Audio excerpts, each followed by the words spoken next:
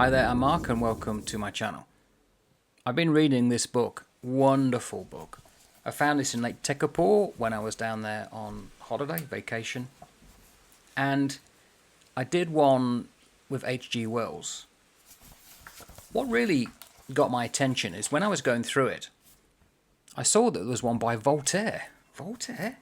Really? He is in here. The French writer and philosopher François-Marie Arouet. This is a story called Micromégas, which I believe in French means little small or little large, something like that. And it's a hard-hitting critique of the folly of man. Voltaire, so far as I know, he became well known, especially like in a book like Candide, where he held a mirror, and I've said this kind of thing before, up to society and said, take a peek, you may be uncomfortable with what you see. And he would often poke fun at people who he felt had a much more highly inflated opinion of themselves than was good for them as well as others. And he was well known to be really, I've got to think of my words now, not despondent or disliking, but dismissive of the church and of philosophers. Anybody who believed that they knew the answer to everything. They knew or know about why the world exists and what it's all about and so on. And I suppose he was of the opinion that, no, you don't. Now, he could very well have written a story in which he got a philosopher and so on in a conversation, and then he would pick holes in everything they say. And it no doubt would have been written very well. But this is Voltaire. He will come from a slightly obscure, different angle, as far as the little I know about Voltaire goes. And that's exactly what he does in this story. It's about a Syrian from the planet Sirius.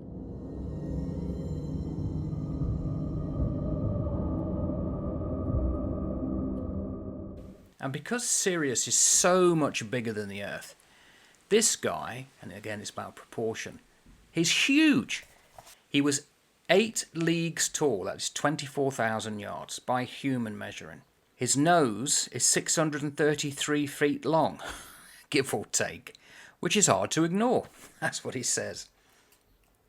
And this Syrian, this alien, his mind is one of the most cultivated that we have.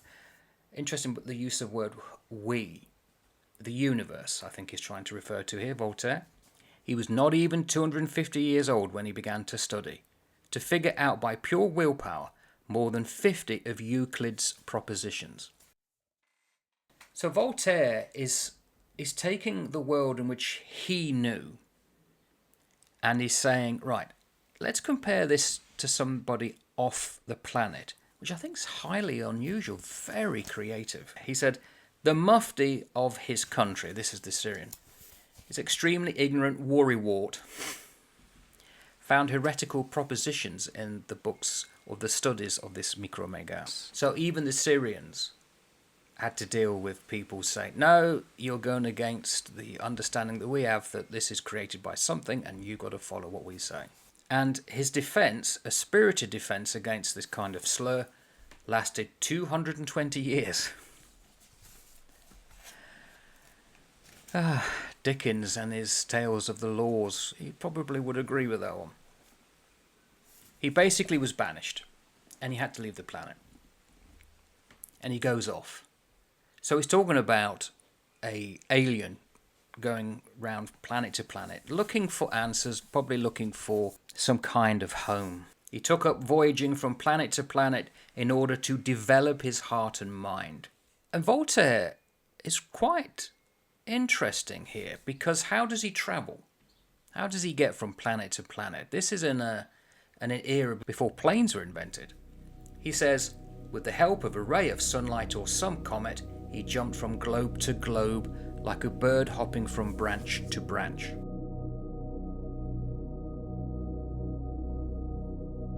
Voltaire wrote in the 18th century. It's amazing. And he lived 1694 to 1778.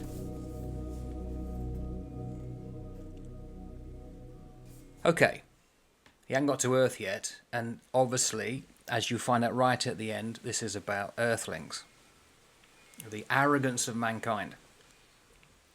So he's travelling by light, and he ends up at Saturn, which is in our solar system. And there he meets a dwarf. Well, a dwarf by his standards. By our standards, this is a giant fella. And these fellas, the Saturnians, have 72 senses. But he complains, this Saturnian dwarf. He says, we find with our 72 senses that our planetary ring, our 5 moons, we're all too restricted. We have plenty of time to get bored. But Micromégas says, well, we've got 1,000 senses. But yet we are still aware of the fact that there must exist somewhere beings even more perfect than us. So they decide to go off and find them. And lo and behold, they come to Earth. Now you've been going some times in the story, and it's not that long. It's a short story. Eventually they get to Earth. But here is the problem, and this is what is set up here.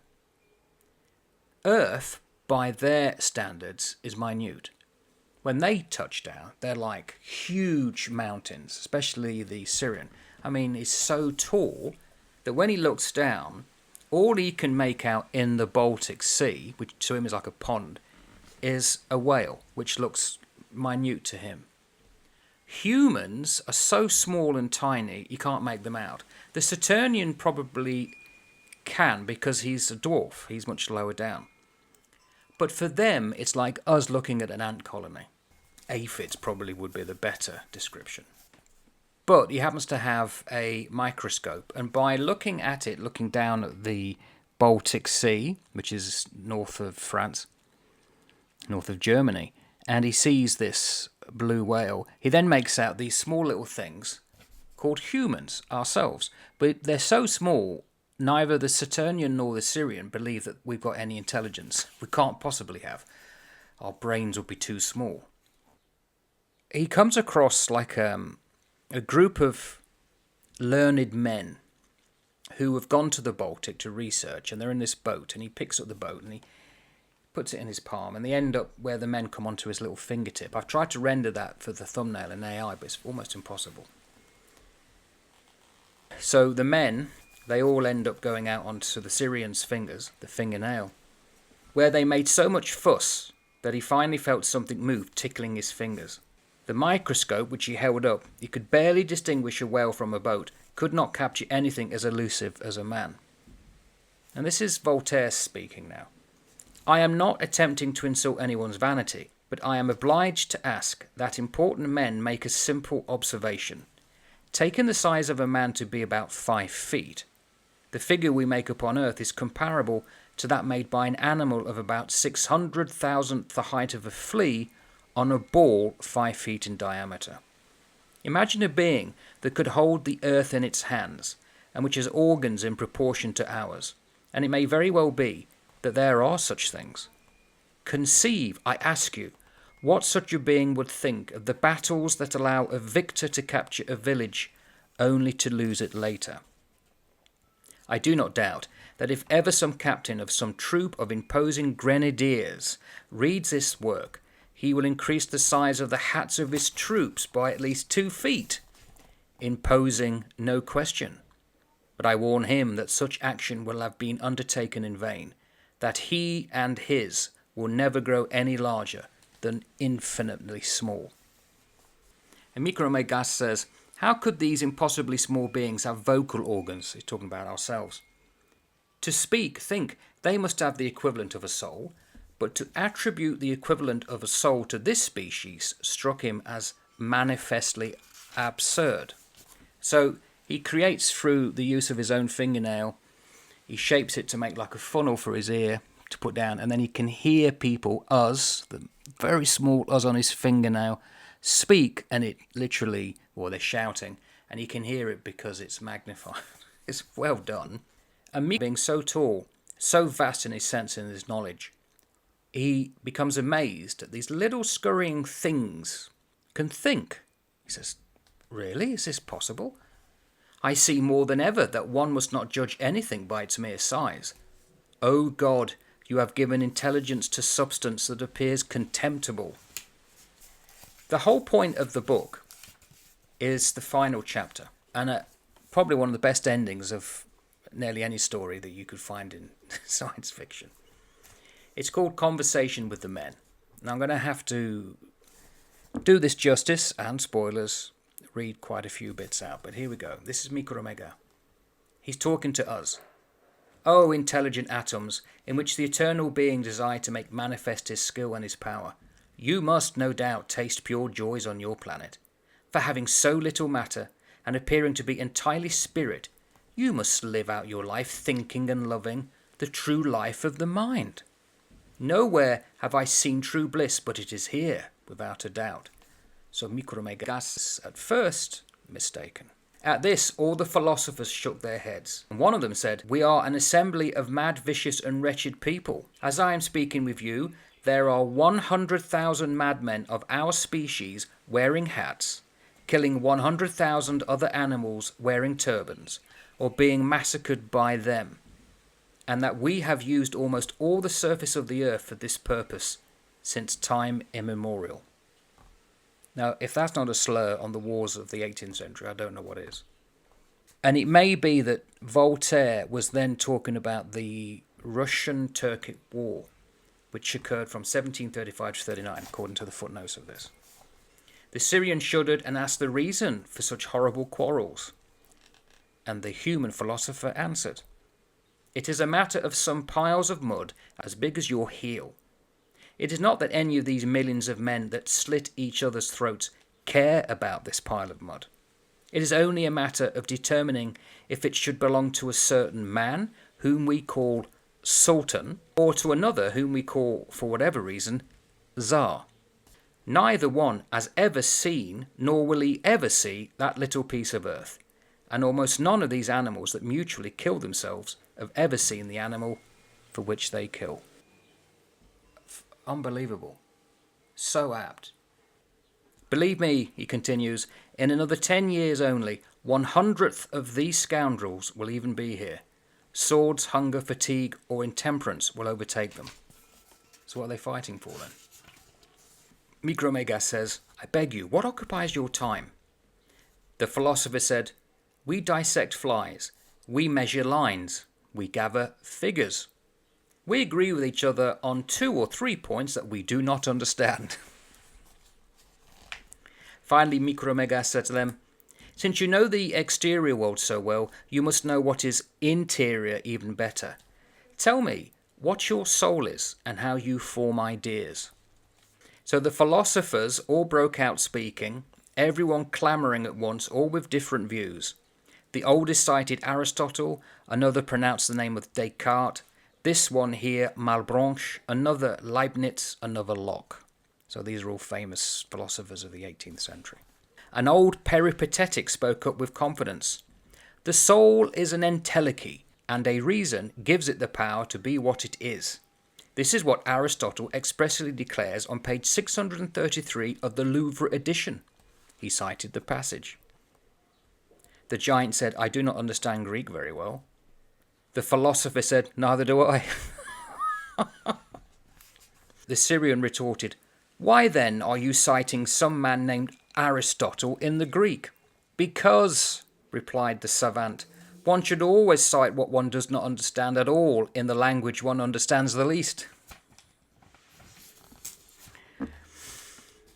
And then a Cartesian said, "The soul is a pure spirit that has received in the belly of its mother all metaphysical ideas." "But," asked the giant, "what do you understand by the mind?" Said the reasoner, "I have no idea. We say that it is not matter." The whole point of this, I think, is then to poke fun at the philosophers of the 18th century. And they all say different things. And it's all about, what is the soul? What is a human soul? "Nothing at all," said the Malebranche's philosopher. "God does everything for me. I see everything in him. I do everything in him. It is he who does everything that I get mixed up in." "And you, my friend," to the Leibnizian, "what is your soul?" And the Leibnizian comes back, "It is the hand of a clock that tells the time while my body chimes out. It is my soul that chimes out while my body tells the time. Or my soul is the mirror of the universe, and my body is the border of the mirror. That's all clear?" And the miniature follower of Locke says, "I do not know. how I think, but I know that I have only ever thought through my senses, that there are immaterial and intelligent substances I do not doubt, and that it is impossible for God to communicate thought to matter I doubt very much. I revere the eternal power. It is not my place to limit it. I affirm nothing and content myself with believing that many more things are possible than one would think. One of the little people, which is known here as the, what does he call it?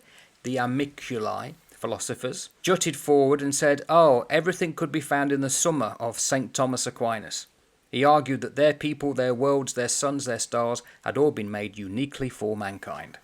So what we have is Voltaire pointing out the stupidity of how humans behave, that we give reverence to people who demand they die so that the people in charge can get land. And then he talks about the ridiculousness of thought about the soul, that no one can agree, but the individual schools of thought all believe that they know. And what Voltaire is doing quite successfully is showing the puffed up arrogance of human nature, of human thought, that people think they've got it all put down in an order of thought or a school of thought. All right, so how does this end? Because they don't agree, the Syrian giant says, look, I know stuff. I'm going to write it all down for you in a book. The Syrian resumed his discussion with the little mites. He spoke to them with great kindness, although in the depths of his heart he was a little angry that the infinitely small had, it seemed, an almost infinitely large pride. He promised to make them a beautiful philosophical book, written very small for their convenience, and said that in this book they would see the point of everything. And indeed he gave them the book before leaving. It was taken to the Academy of Sciences in Paris, but when the ancient secretary opened it, he saw nothing but blank pages. Ha, he said, I suspected as much. You could read that ending two ways. The arrogance of the human mind thought, yeah, the Syrian didn't know. Or the Syrian was saying, you don't know either. It's a blank page. If you're not interested in the schools of thought of the 18th century, this is going to leave you cold. The story can be amusing. The ending perplexing. There's humour, very high humour. But if you believe that philosophy gives you all the answers, you're not going to enjoy the fact that this guy's saying, no, you don't, you're all idiots. Secondly, if you are not interested in philosophy, you're going to think, oh yeah, they got their comeuppance, but there's something bigger than us, and isn't the universe meant for us, and so on and so on. So what he's doing is it's far more deep than you would think on the surface. I love the story. It's just another way of saying rein in your ideas, or rein in the fact that you think you know, that you've got the answers, and everybody else should follow. And it's not just the philosophy schools, also the nations trying to outdo each other by beating them in battle and winning land. An amazing crux point in history. And Voltaire is well known as a name, but not necessarily for what he wrote. But this definitely is fantastic. Really very prescient. And I would argue timely today. People are still fighting over land by people who will never meet the people who decided to go to war and so on. So 200-300 years later, nothing's changed. But then right at the end is the Syrian himself, arrogant. Great little story. So classic science fiction stories, and that happened to be Micromégas by Voltaire. Ta-ta for now.